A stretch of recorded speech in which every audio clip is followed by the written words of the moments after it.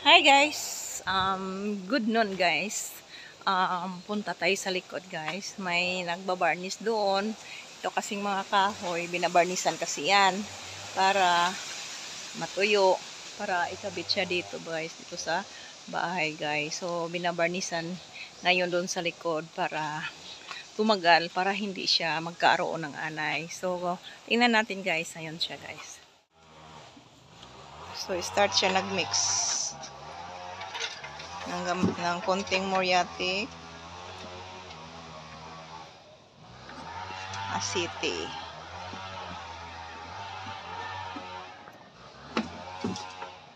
So pinaghalo.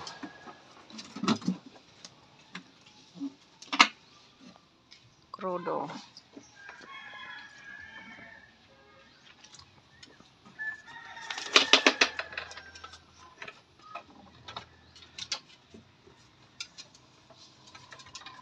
Dagdagan pa siya.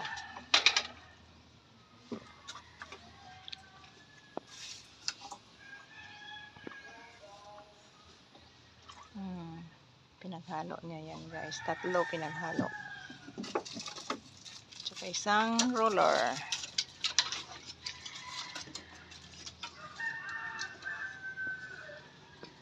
Mix, mix, mix. Makakog sa kalingkuranan? Ha? So, start na yan dito. Ayan, guys. Yan yung ginagawa niya para sa kahoy nga. Kahoy na di anayon or magtagal. So, ayan. Easy lang. May roller. Lahi sa... Ha? Baby paint roller. Baby paint roller. Yun nga, roller. Baby paint roller pala, guys. So, inilipat niya yan. Lapit para di layo. Baby paint roller. So, mali pala yun, guys. Roller lang. So, ayan, iniisa-isa niya.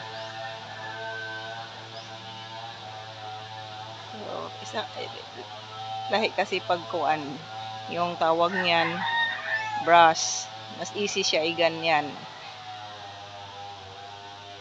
So, mas madali. Ayan. So, baliktad. Kailangan niya baliktarin. Di pa ba yan baliktarin? Dinagdagan niya.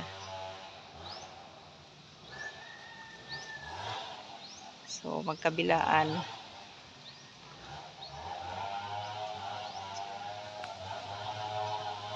Para di siya, para yung kahoy dili magkaanay or tumagal. Kaya bago siya ikabit, lagyan barnisan siya ng crudo or lagyan ng asite or may konting muriatic. Yan. Muriatic. Ha? Ano kalaban sa kuan? Sa Silignum. Oo. Mahal. Talo ng Silignum ano? Oh, ayos. So, yan yung kahoy.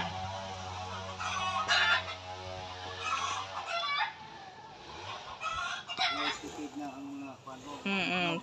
Tipid na, tipid. Tipid na siya, guys. Ako mag-varnish. Ayun. Ano iduot pa ka to? Adi daw iduot. Pag anak galing, Ana. anak pod. Ana daw. Tapos ibalik na pod pag ana. Tapos ibalik na pod pag tuslo. Pag wala nay. Ano kay tumoy kay wa may no na. Yung tumoy kay di. So ayun. Ganito pala guys. Dugay mahuman. Reklamo na gahong tao. Dugay ko ko mahuman kay di kan tigo. Why si Zakay dali ra. Mabilis. Ay ako lamya. Ayan guys So ayan.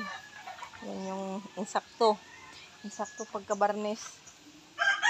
Ayan, ganyan siya guys. So, okay. Maayos pagkagawa. Dito pa, naggamay. Hara na siya.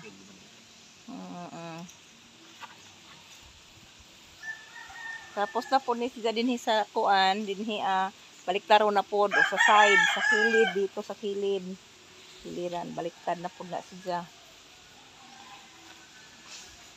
Ayan. Ayan naman dito sa dulo.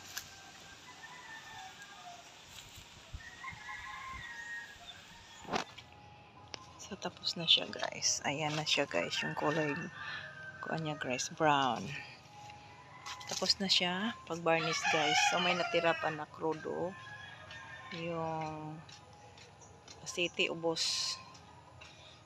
Yan guys. Tsaka yung moriatic. Wala. Ubos din. Yun yung hinahalo dyan. So, yun yung pangkuan sa kahoy. Pang varnish. Yes.